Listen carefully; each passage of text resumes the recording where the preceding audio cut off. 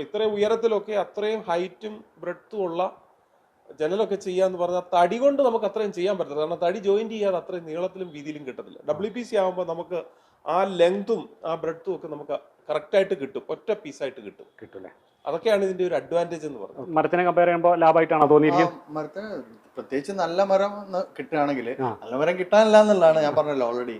ഇപ്പൊ ഈവൻ ടീക്ക് ഉപയോഗിച്ചിട്ട് ചെയ്തിട്ട് പോലും മൊത്തം പിന്നെ നല്ല പുതിയ പഴയ തേക്കല്ലാതെ പുതിയ തേക്കാണെങ്കിലൊക്കെ കുത്തിപ്പോകും. ഇതിൽ വേറൊരു ലാഭം എന്ന് പറഞ്ഞാൽ പോളിഷ് ചെയ്യുന്ന സമയത്ത് വളരെ കോസ്റ്റ് കുറവാണ്.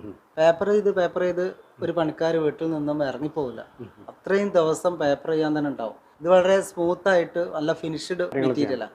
അതുകൊണ്ട് വളരെ ഈസി ആയിട്ട് നമുക്ക് എക്സ്പെൻസ് കുറഞ്ഞ രീതിയിൽ പോളിഷ് ചെയ്യാൻ കഴിയും. ഈ കിച്ചണിന്റെ മെറ്റീരിയൽസും ഇതൊക്കെ ഈ മെറ്റീരിയലൊക്കെ WPC തന്നെയാണ് അല്ലേ?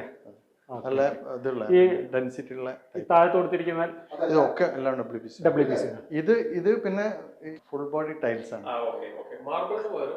അവിടെ ഉള്ളതും ചെയ്തിരിക്കുന്നത് അല്ലേ?